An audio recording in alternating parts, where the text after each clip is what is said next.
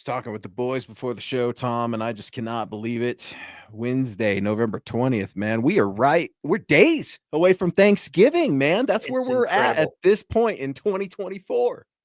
I can't believe where 2024 went. It's crazy. It's ridiculous. It's going to be 2025 pretty soon. Time flies when you're having fun, and Yeah. well, we're having a lot of fun here in Broncos country. And the Broncos are winning some football games. They got over on the Atlanta Falcons in a big way. We had some breaking Bo Nix news, shocking today here in Broncos country, as your Denver Broncos are sitting at 6-5, a convincing win against a good Atlanta Falcons team. Now, I know Broncos country is going to beat me up a little bit, right? They're going to say, Luke, you were telling us, don't worry, we got this. But you should also worry because trap games exist, right? I was sitting here, I'm like, don't disrespect the Falcons. You got to take care of business. Well, 38-6 is taking care of business. Bo Nix being named AFC Offensive Player of the Week is taking care of business. Thomas Hall, how are we feeling after Atlanta? Feeling great. I mean, the Broncos are in a prime position to make a run for the playoffs. They're healthy. Like I said last week, that's a great equalizer, and they're kind of coming into their own. But what I'll say the most is that win. I said it last week on this show. I said if they come out and they win, that a convincing win is just how they needed to bounce back from those two losses, and they did it in convincing fashion. They're a well-oiled machine. I think they're primed for a good run down the stretch. They literally control their own fate from here. And the Atlanta Falcons are a good football team. It's okay to call it a signature win. Just like our guy David, Papa Bear always coming in with signature wins every Wednesday night here on Mile High Insiders. He's Thomas Hall, Scott Kennedy, yours truly, Luke Patterson. We are rocking and rolling. David firing his shot. Congratulations, Bo Nix, AFC Offensive Player of the Week award. Good evening, Broncos country. Luke, Tom, and Deacon Scott. Hashtag 10-7. Let's go, Bo. Buckham, MHH for life, and Denver Broncos for life. Yeah, Bo Nix is stacking up not only the awards, but the records. Becomes the only quarterback in NFL history to complete 80% of his passes, 4 touchdowns, and over 300 yards passing. Pretty impressive.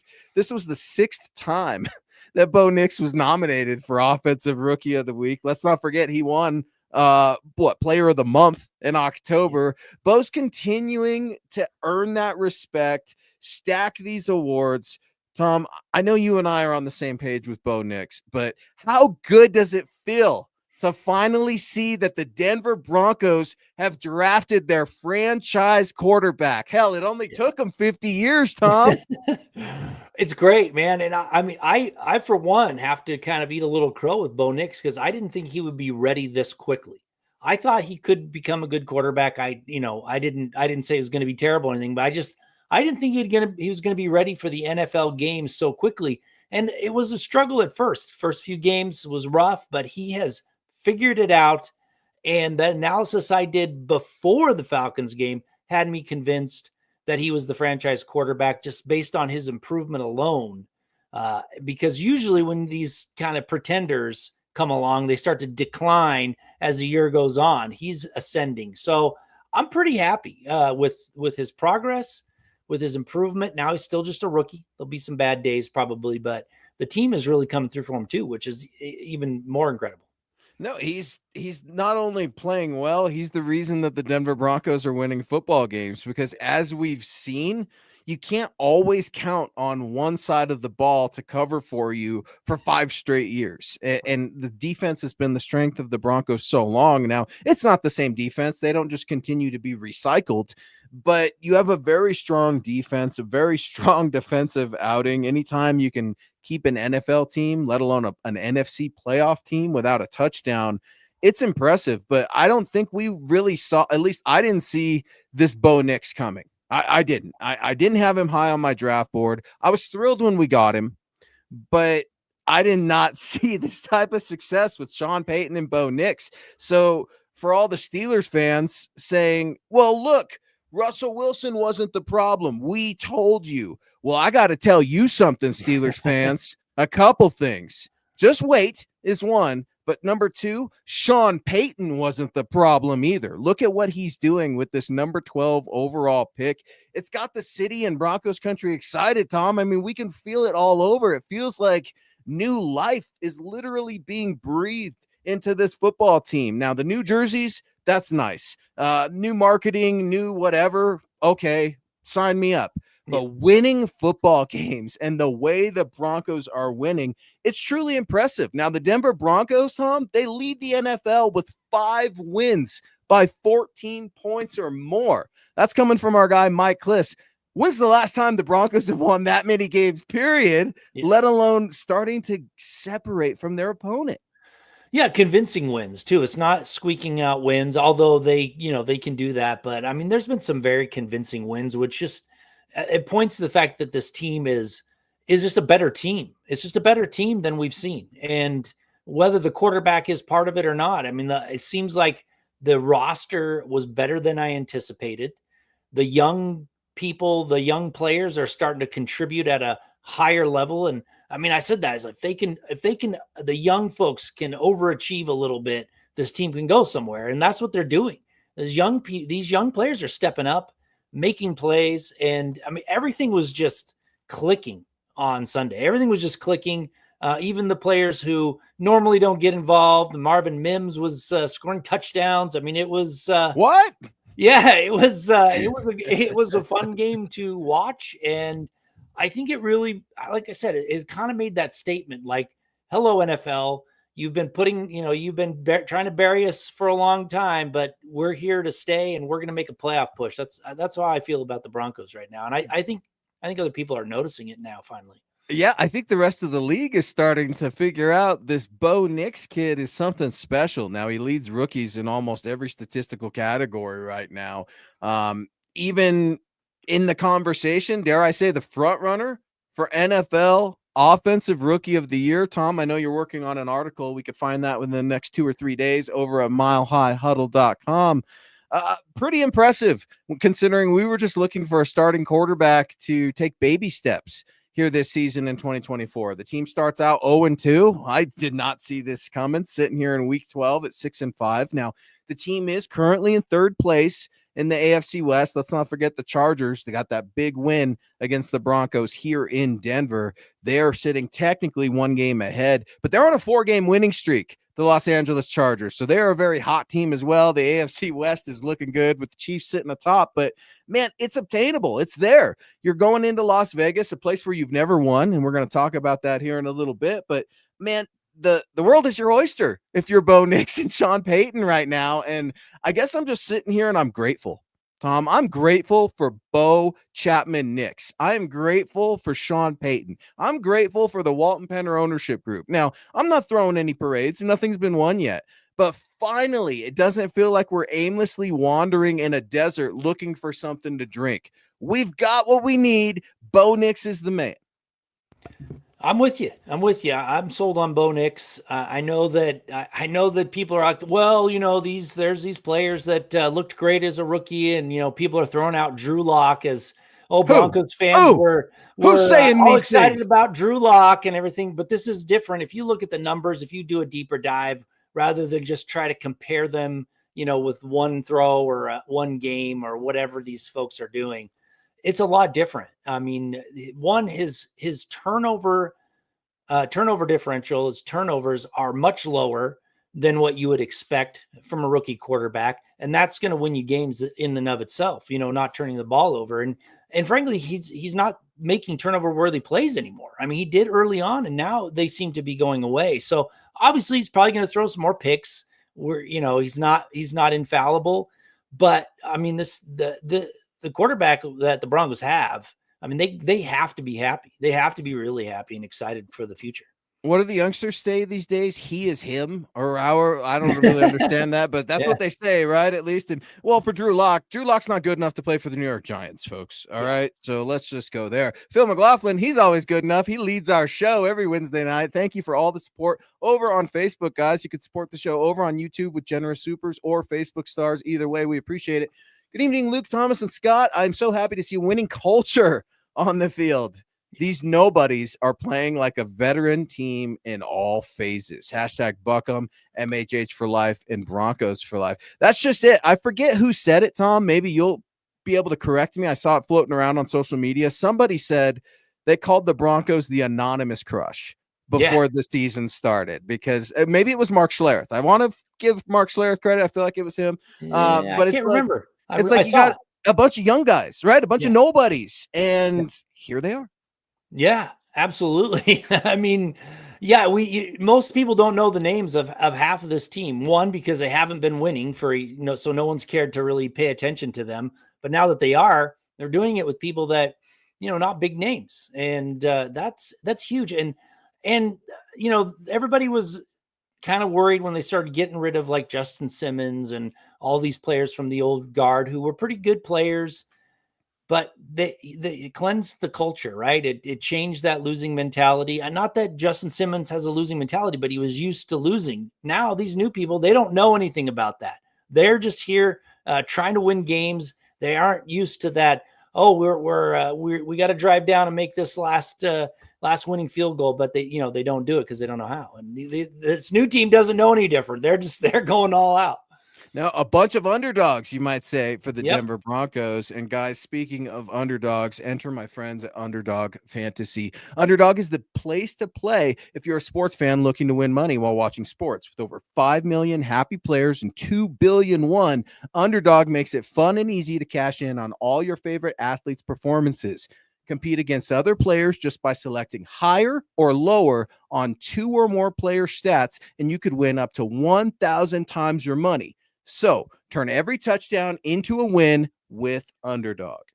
And with their champs game, you could win up to 1,000 times your money just by choosing higher or lower on players' stats, like passing yards, interceptions, touchdowns, and much more. Like, for example, will Bo Nix have a higher or lower than 220.5 passing yards this week?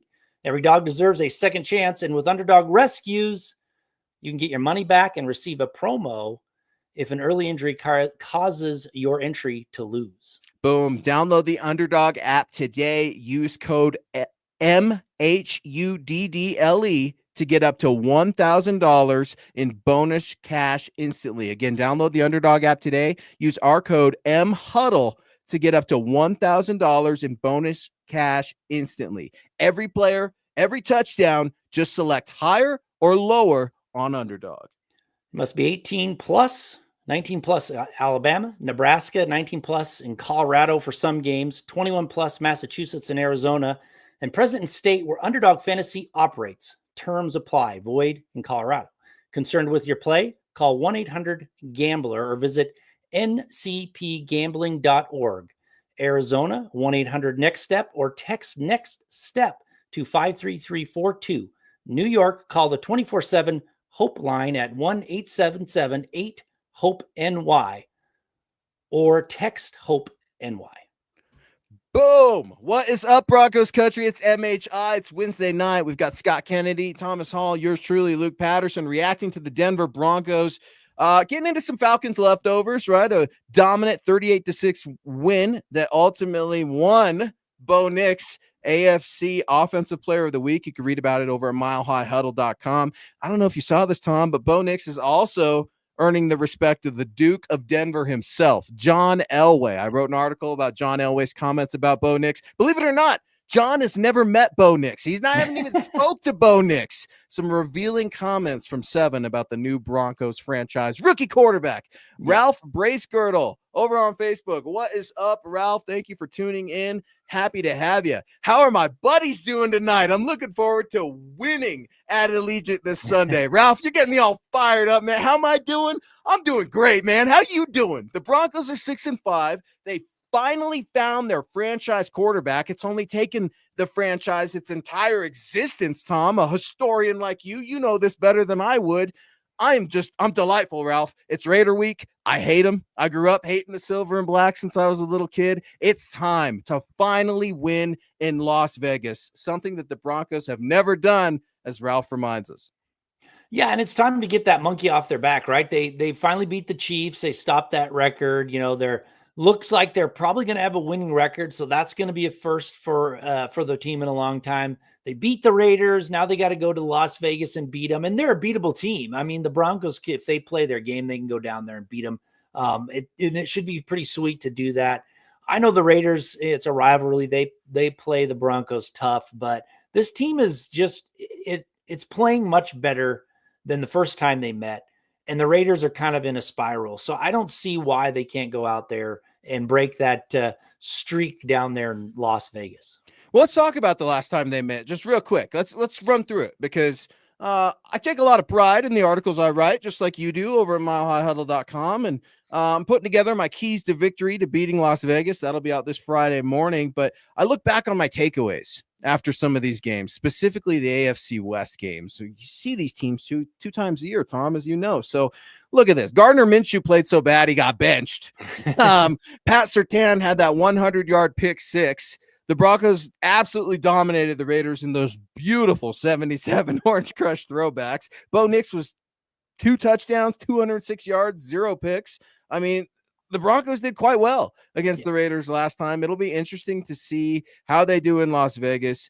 Again, it's just one of these things where upsets happen every week, Tom. Yeah.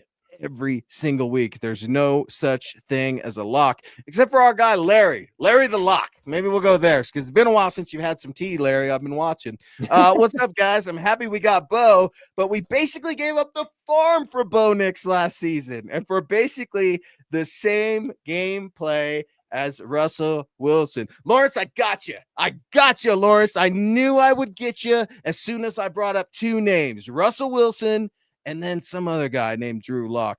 Here's the thing, Lawrence. I'm super happy to see that you are giving up ground.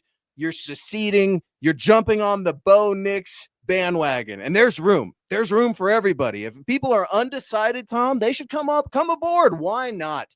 It's fun. Broncos country, the best fan base in the league. But Lawrence, where I got to get a little sideways with you is with we gave everything up for Bo. You hit on a franchise quarterback potentially in just 11 weeks. We know that Bo Nix should be the franchise quarterback. I'm not saying he's Pat Mahomes. I'm not saying he's going to win Super Bowls, but he's already indicating that the Broncos made the right selection. Lawrence, thanks for weighing in, man. Good to see you.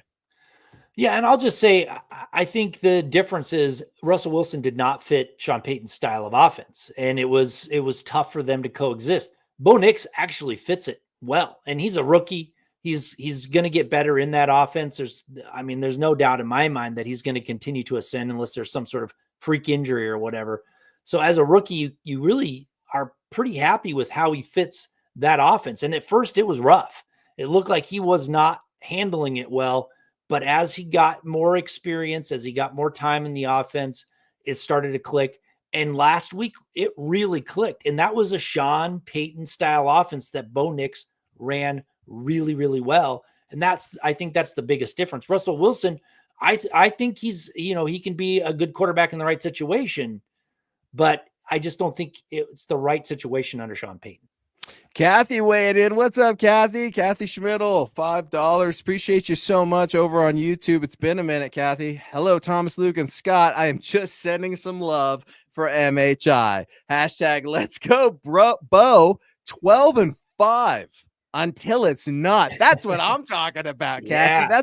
That's a Pat Bolin type prediction. If he were to ask, the Lord rest his soul, mid-season, he'd say, we're going to win the rest of them, right? Every year we're going 17-0 or whatever it used to be, right? They add games on every year now. Yeah. So I don't know, man. I love that, Kathy. Broncos country's pumped, Tom. You could feel the energy. You could feel, dare I say, some relief. Like, okay, maybe now we could focus on other parts of the football team instead of just continually coaching or chasing the head coach and the quarterback.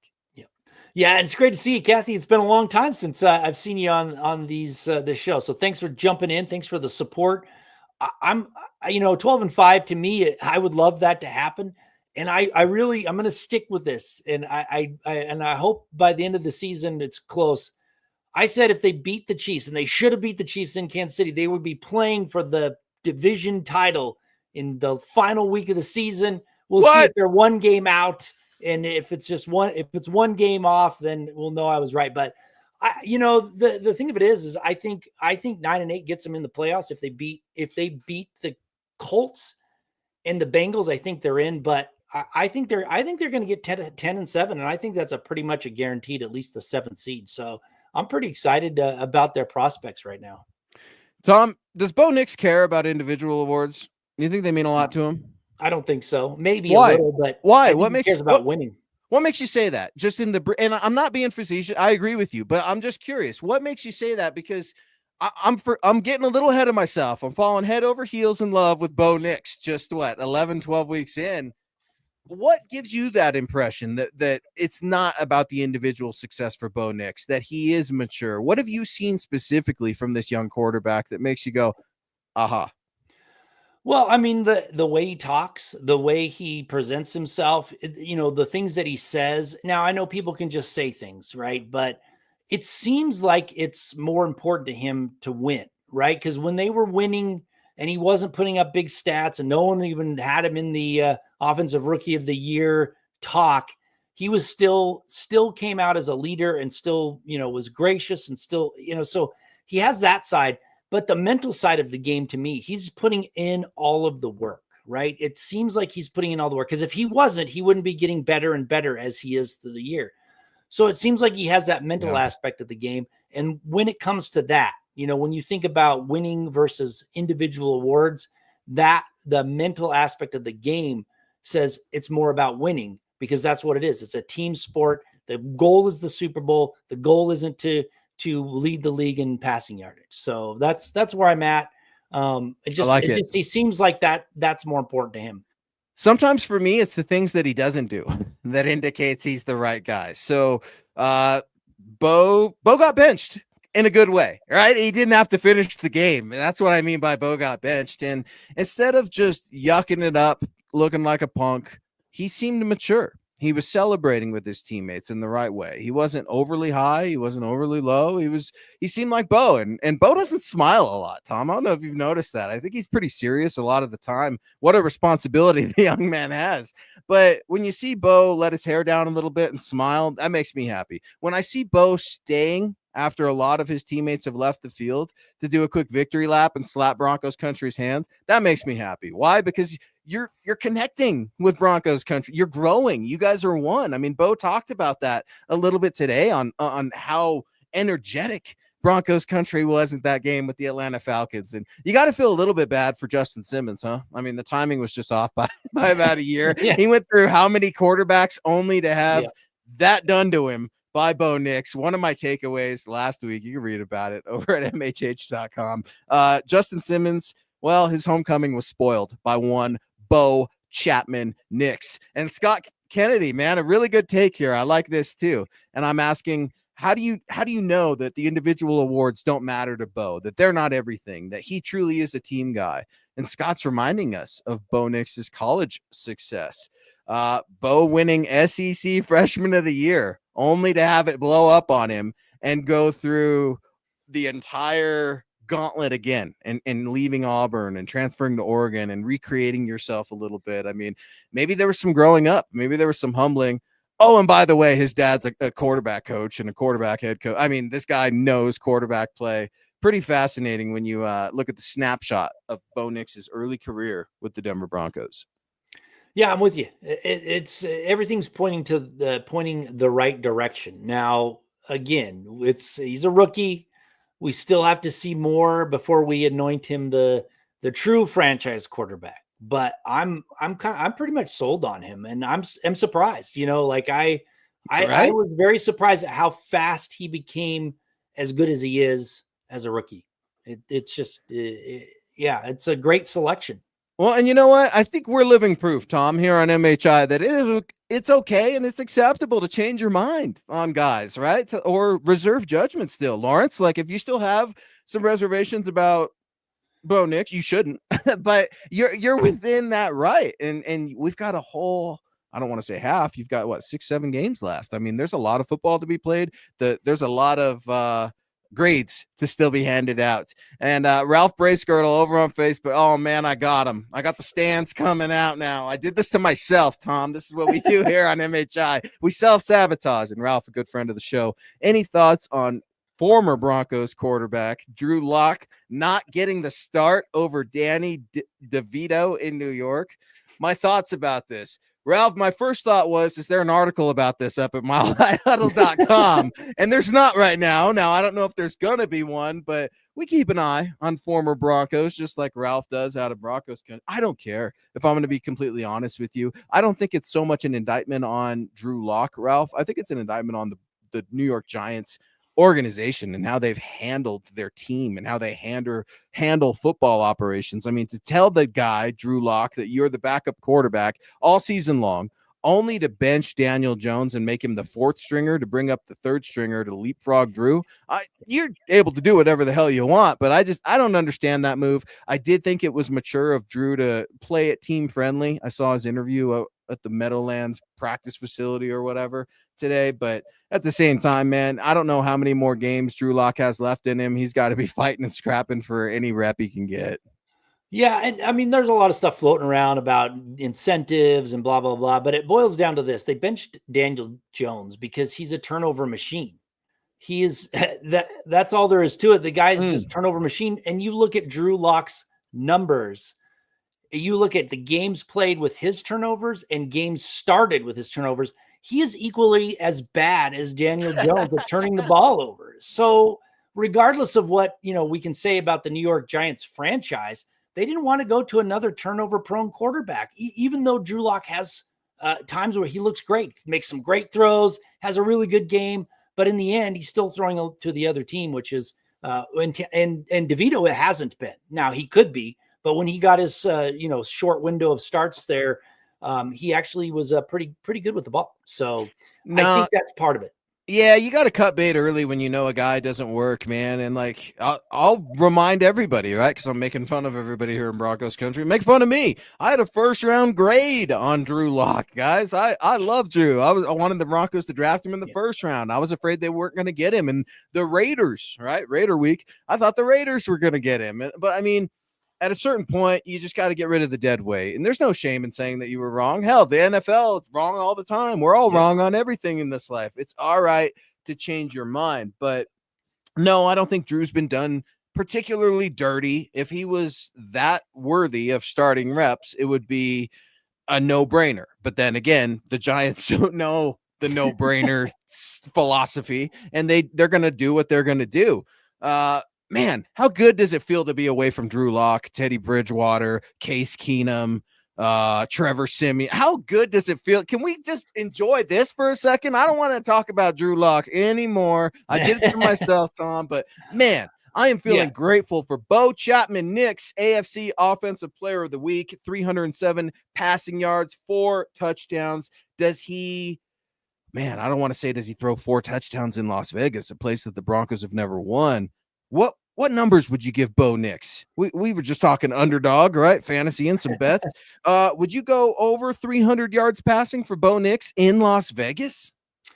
Well, I wouldn't. The hopeful part of me says yes, but looking at what he's done, that 307 yards was the most he's passed for. So chances are he's probably not going to go over 300, but it's hard to say because of his improvement has been, it's been a good incremental improvement all through the season. Playing away from home might add something to it. I think they're going to hope their defense keeps them in the game and the offense does just enough to win, but you never know right now. The game is clicking for him. And that's, he says it's slowed down for him, and that's important. The way that the plays were drawn up last week on Sunday was great. A great play calling, great design, great execution too, because that was another problem earlier in the year. The execution was a little suspect, and that was not. So to think they're going to replicate that, probably not right away, but who knows? Maybe so. But if I was going to lay money down, I'd say probably under 300 yards. Ooh, interesting, man. Bo Nix, man, I'm playing him this week. He's playing the guy who has Bo Nix. I'm not super thrilled about it, right? I mean, who saw this coming? Fantasy, and people are making just fist over dollar with Bo Nix. I can't believe it, man. I'm just so happy. I'm so happy. And then I look at the Broncos practice report today, Tom, and it makes me even happier because Yeah. you had one guy who didn't practice. Now he's a very important guy. He's your starting left guard, Ben Powers, but Mike Kliss did report Ben Powers stretched, and then he went in to get some treatment, some rehab, and some rest. He's officially listed as a did not practice with a shoulder injury. Limited today. Zach Allen, defensive end, non-injury related, rest day. And then Brandon Jones, safety, phenomenal safety. We don't give him enough credit on this show that we should. He's with an abdomen. Josh Reynolds with a hand, still catching balls out there. He was a full. Drew Sanders, welcome back, baby. That Achilles full. And PJ Locke dealing with that thumb injury. We could see that cast. How about that cast on PJ Locke, man? I mean, I don't know if he's going to be catching many interceptions, but it was nice to have PJ Locke back in the secondary. Yeah, I'm so happy with the injury report for the Broncos because it has always been pretty rough over these last losing seasons, and it isn't now. The only, like I said before, there were only three people on the injured reserve that couldn't come back. Now it's Delaren Turner-Yell. His window's over. He's going to go back to the PUP list. He's probably not going to play at all this year. So there's only four players that they've lost for the year. That's really quite impressive. And if they can keep that up, I mean, they're going to have all their starters pretty much. Remind me of who those guys are. You just listed two of them, right? With Turner-Yell came back off the PUP list. He's back on. Then it's Singleton. He's out for the year. And Sanders came back. The guy that was the swing tackle guard that got hurt. I forget his name now. It's drawing a blank. I can't remember it. The swing tackle guard must be really he's good. on that list. He's not coming back. And then interesting. Man, now I'm drawing relatively healthy, man. If we're only using one hand, Bailey. Quinn Bailey was the guy I was thinking of. Thanks, Scott, for throwing that in there. Yeah, and then there's one other. But really, Singleton was the kind of one you seemed like you didn't want to lose, but then Cody Barton comes in and playing phenomenal. Yeah, Justin Sternad has been playing. You're exactly right, man. I did not see Justin Sternad come. I didn't see Cody Barton coming. He puts on that green dot. Another interception. What's up, Cody? Phil McLaughlin. With the connection that seems to be developing between Bo Nix and Devon Vele, is Vele going to be the solid number 2? Man, it's interesting when you look at the rest of these budding young stars for the Broncos. Now, Devon Vele is a long ways away, but certainly Broncos country's onto something. Phil's onto something. There's a connection there with Bo Nix, right? Are we to imagine this connection strengthens in Las Vegas? And when does Vele become the number 2, if not already? Yeah, I mean, I want to see Reynolds get back, Josh Reynolds get back. I want to see, see a little bit. I don't want to anoint Vele right now. He's still a rookie, got some learning to do, but yeah, he could be, down the road.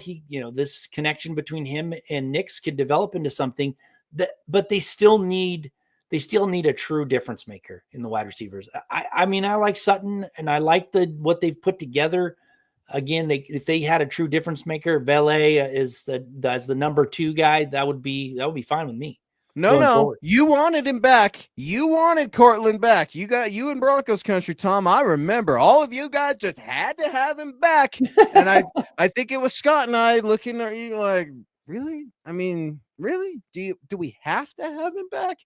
No, I'm with you, man. I mean, like this, it's just an ongoing conversation with Cortland, and he's doing quite well. 11 games, 49 receptions, 647 receiving yards, 3 touchdowns, but that's it. 3 touchdowns?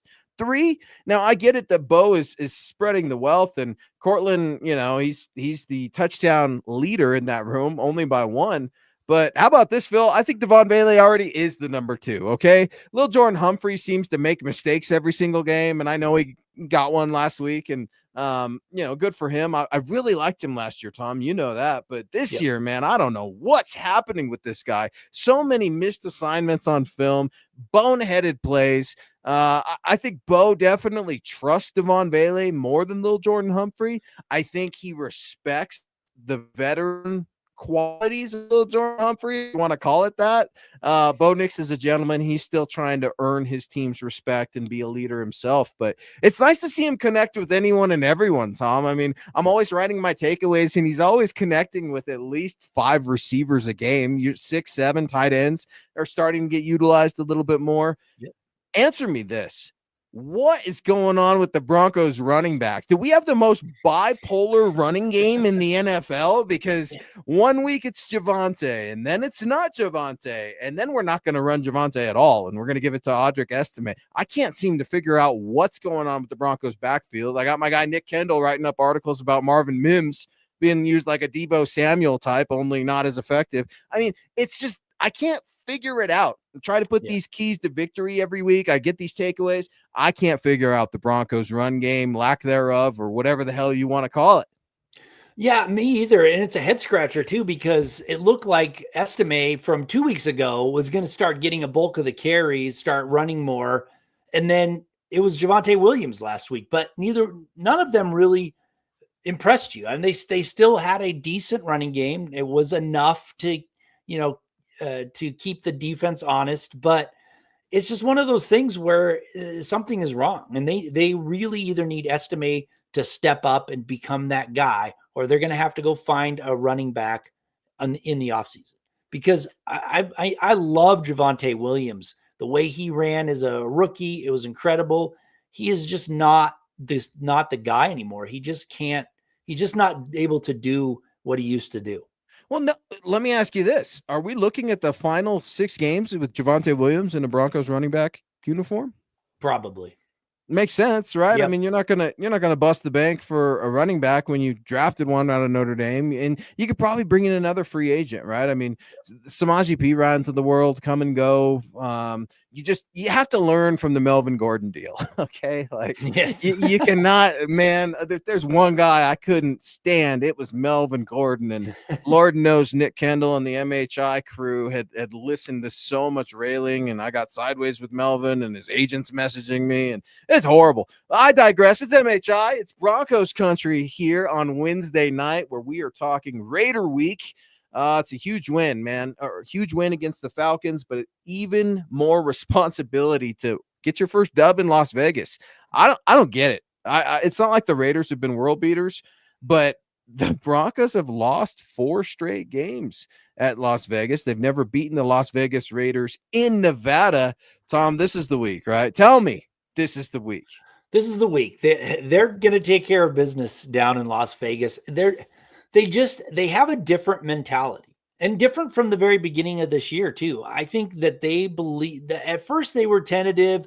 They got some wins here and there, but it feels like they have the right mentality. They think they can go down there and win. And I think that the Chiefs game really solidified that. Even though they lost in a heartbreaking blocked field goal, they knew that they were in position to win that in Kansas City. So I think they've got a lot of confidence, and I don't think that they've got this kind of the Raiders keep beating us, we got to beat them, but who knows if we will. I think they think they're going to go down there and beat them handily. I think that's their mentality. I want Bo Nix to rub it in their face. That's what I want. I want Bo to say, "In your face, Max Crosby." Remember that? Remember that cute little soundbite of Bo? They don't effing know. Well, guess what? They effing know now, Max. All right. They know about it. Get me all fired up. May have to be one of my keys. I might have to attack Max Crosby. Usually I'm talking about Max Protect, right? All these little play on words. No, man, the Broncos need to get after it. And Max Crosby is one of the best pass rushers in the NFL. You game plan for this guy. I don't know. A healthy running game might help, but don't put Marvin Mims in the backfield and try to hand it off on Max Crosby's side. All right. You're going to kill Marvin. His career is going to be done there in Las Vegas. No, the Raiders, you're exactly right, Tom. You said it earlier, man. They're in turmoil. The Raiders are in turmoil, and I absolutely love it. It is so nice to be on the other side of turmoil for once. Now, I don't know if the Broncos are going to make it into the postseason. I hope so. Things look fun right now, right? It's nice to be in the conversation and be relevant, but I don't know, man. These trap games exist in the league. The Raiders have no love for what the Broncos are doing right now. They are the laughing stock of the AFC West, right? Sitting with just 2 wins, right? Don't the Raiders only have 2 wins this season? I mean, that's pretty pathetic. If you're the Raiders, Tom, let's play devil's advocate. How do you plan to beat Bo Nix and this Broncos offense that's starting to figure it out? Well, I mean, like you said, Max Crosby, you got to get him wrecking the backfield. And that's their chance right there. But the problem is their defense does not stop the run very well. I think the Broncos can have success running against them, which is going to help equalize the pass rush. But I think the Broncos defense is the difference maker. They're just a better defense. I don't care who they put out there at quarterback, Minshew or whoever else they've Desmond Ritter. Desmond Ritter. The Broncos can flat out get after the quarterback.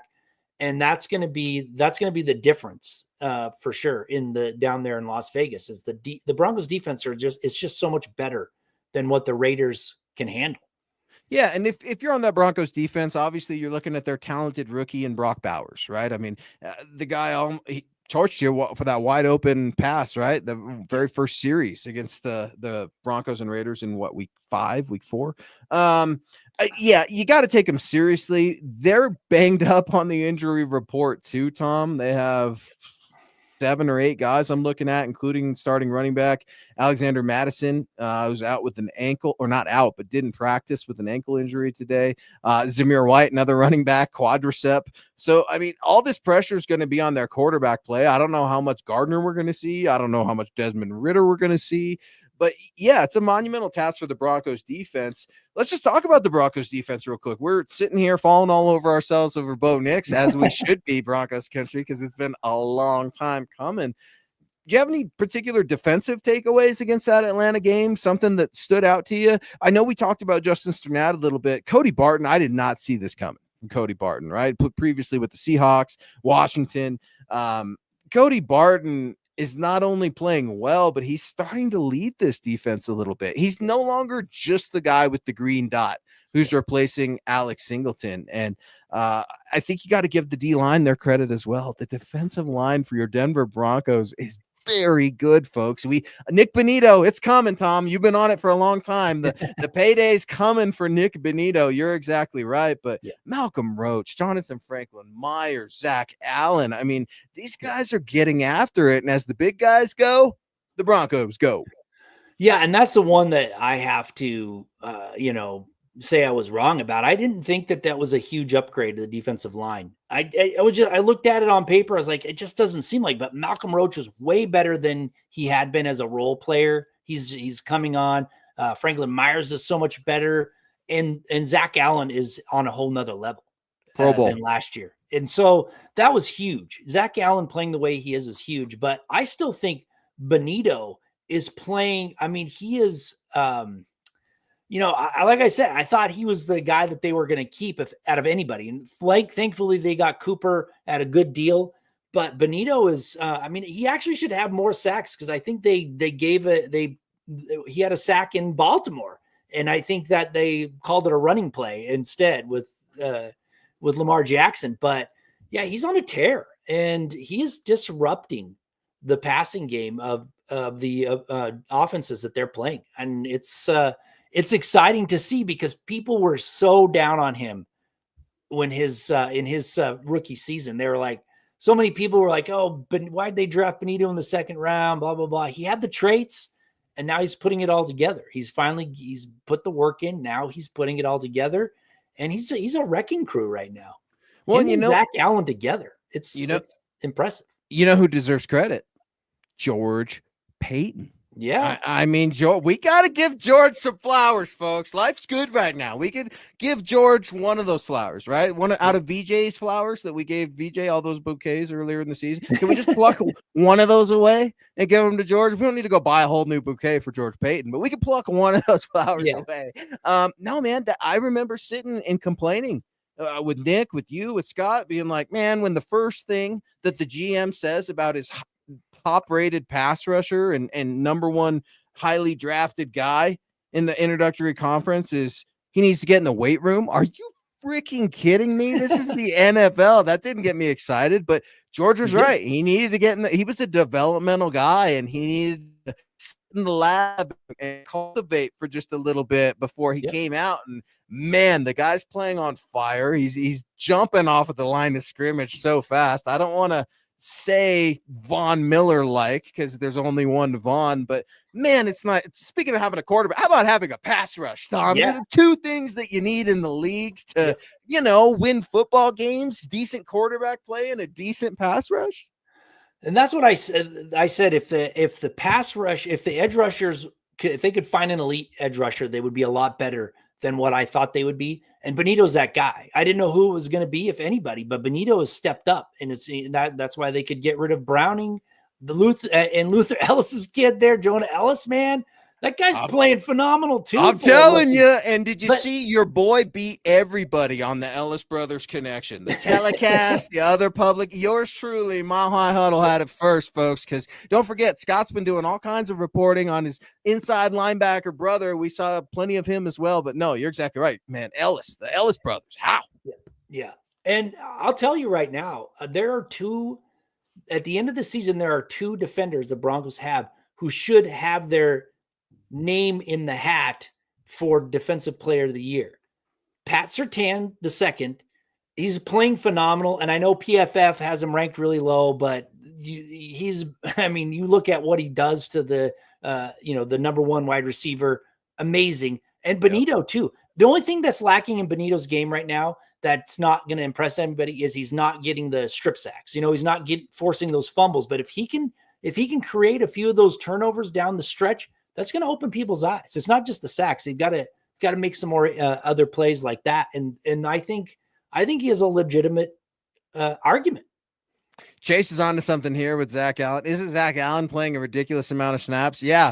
100 more snaps than the next closest defensive lineman in the league. That's the equivalent of 2 extra games, Scott's telling us, man. I mean, yeah, this guy, what is Zach Allen? Is he like the only defensive lineman that runs marathons? Or what? I mean, that guy must have insane cardio to just be playing and playing.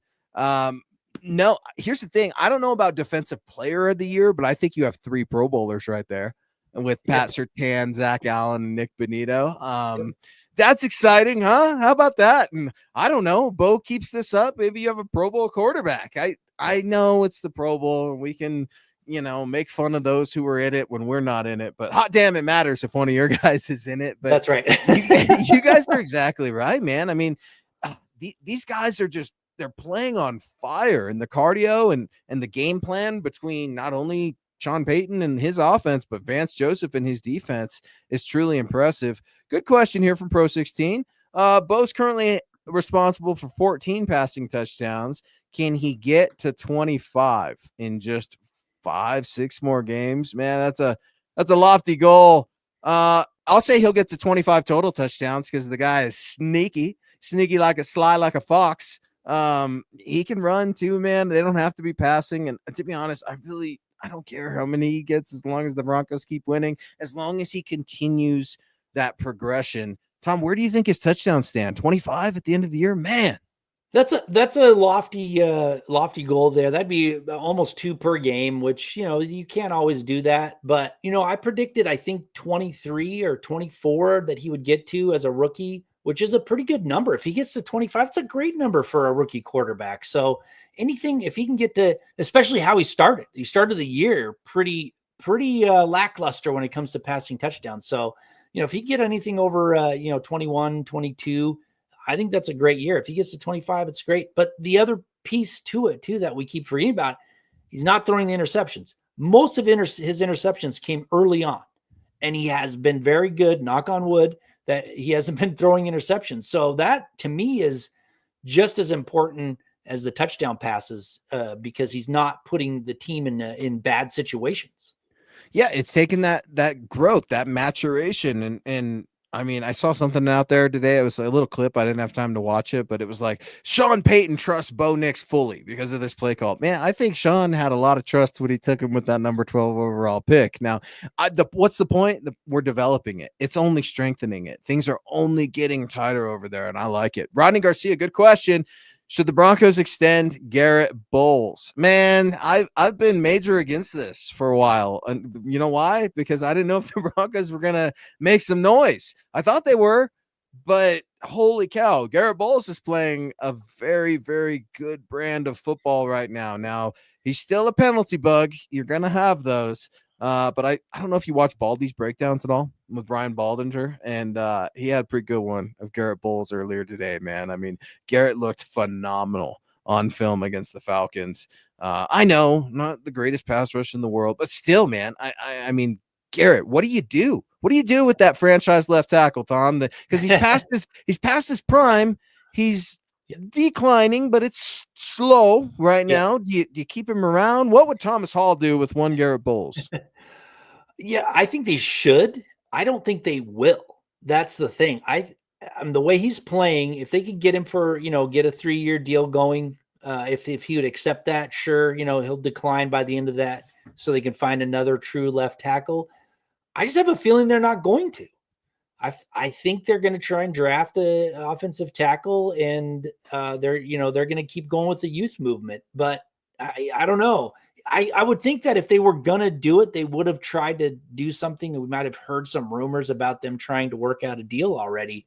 I don't know if they go to the offseason with Garrett Bowles playing the way he is, are they going to be able to afford to keep him? I don't know. It's someone's going to go out there and throw some money at him.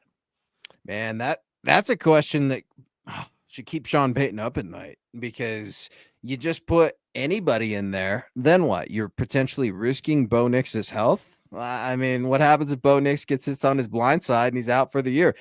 That's true. I'm knocking on all the wood I can find. But health, I mean, that's been huge. We talk about it every single week, and Garrett's been part of that. The Broncos offensive line has been part of that. Garrett's been there every single game.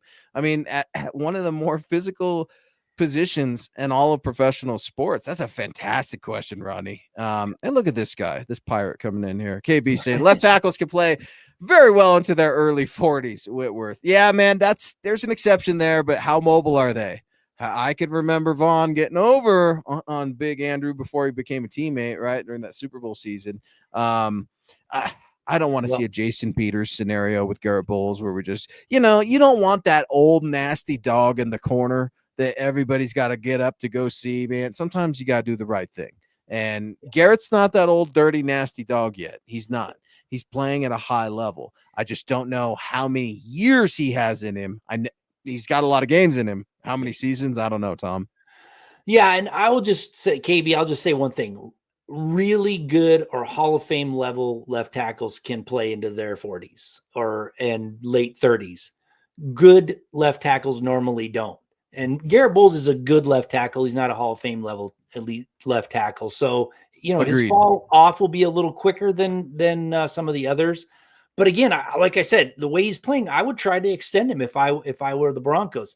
I just don't know if they will. I just have this thought that they're ready to kind of move on from the old, bring in the new, and just keep on going with their philosophy. Because I think if he was playing like he did last season, I think it would be no doubt that they would be moving on. Well, and I guess that's an interesting question for Garrett too, right? I mean, like, do you want to stay here in Broncos country? Do you want to be a Bronco the rest of your career? Where are your priorities? And I don't know. It's hard to say. Everybody's at a different point in their life. I know he's got a family. I know he's got a wife. He's got kids. He's a father. So you've got to take care of your family. Now, the Broncos finally found their guy, and you've been here with them searching for years, for an eternity.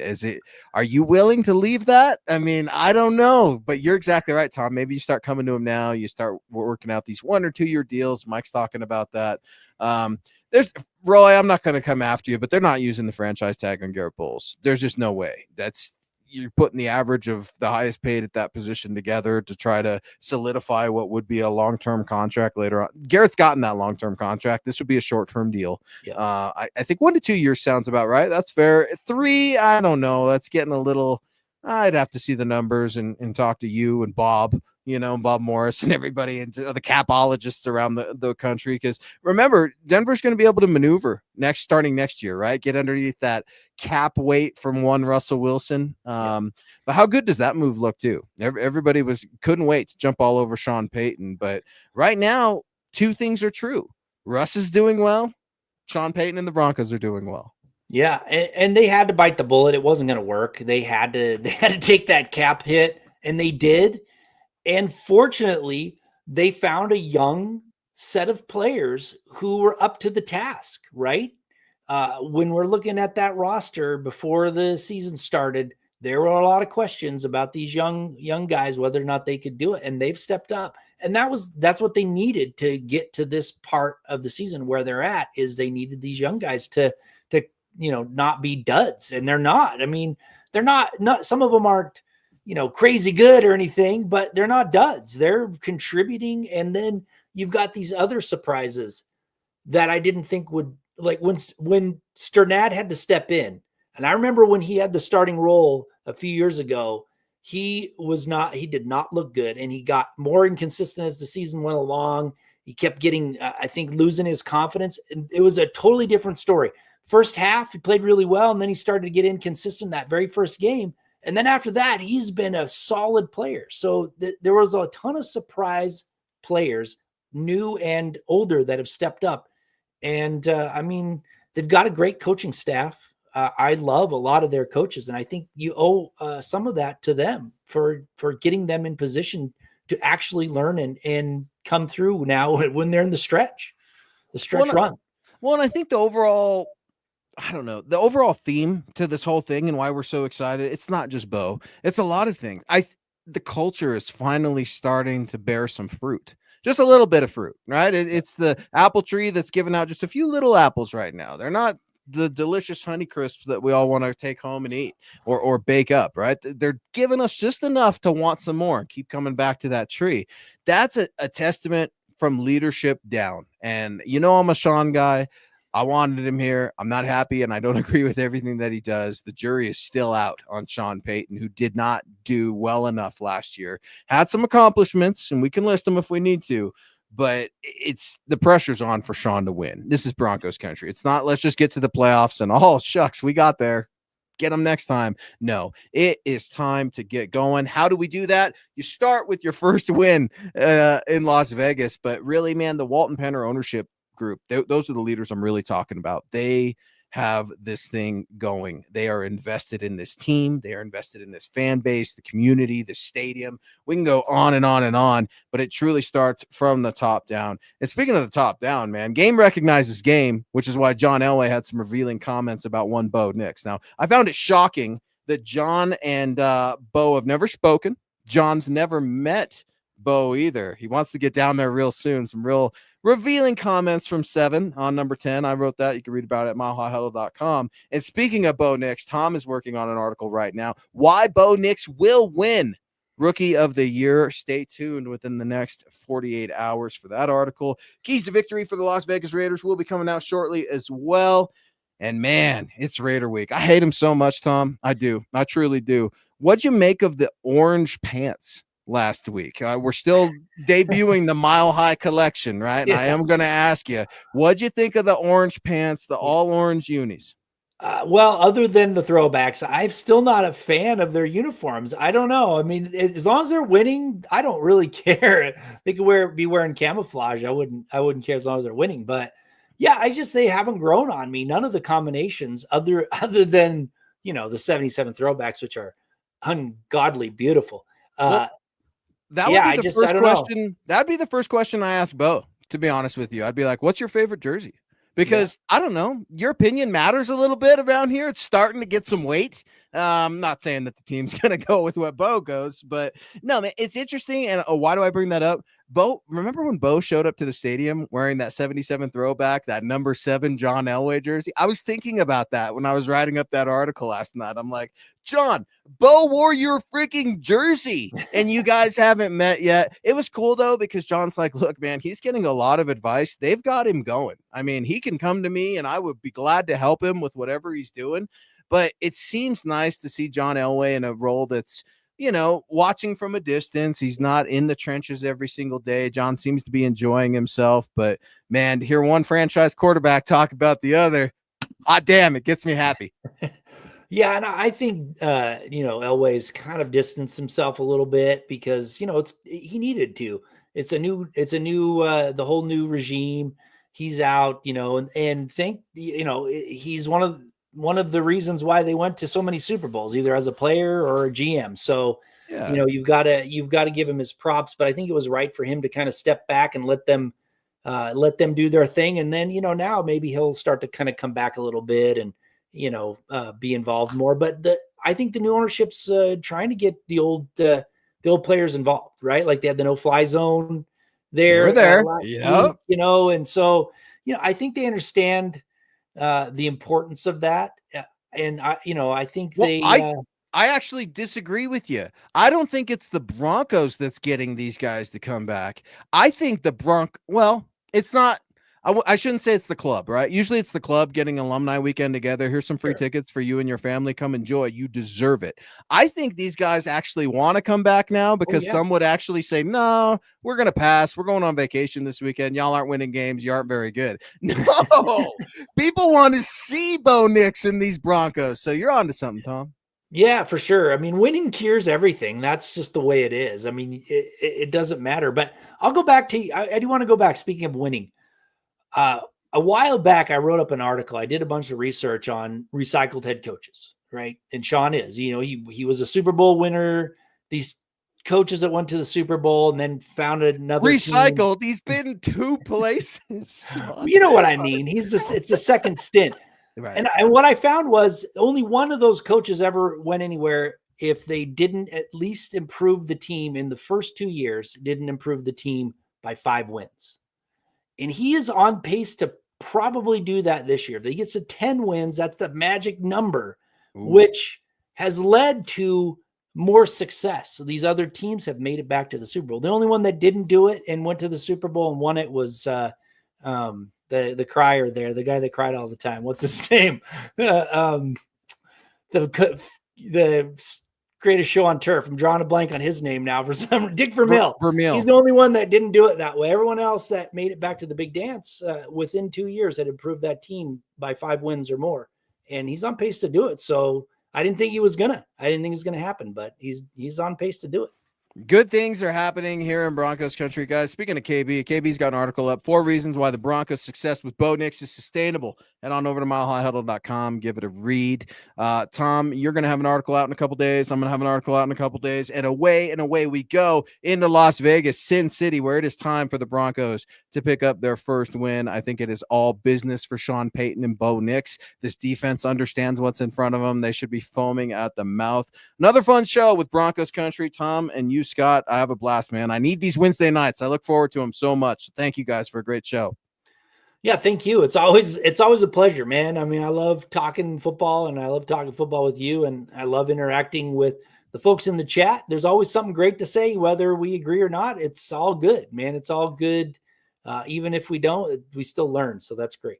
Yeah, we have a blast with our favorite football team, the Denver Broncos. Head on over to milehighhuddle.com. Check out all of our latest, guys. Follow the mothership at Mile High Huddle. We need to get this pod's numbers up at MHI_pod. We appreciate everybody for watching over on Facebook, YouTube, Twitch, wherever you get your podcasts. We appreciate the downloads as well. Let us know how we can do better and continue to improve. Man, here we go into Sin City, Broncos country. This is the way. This is the way.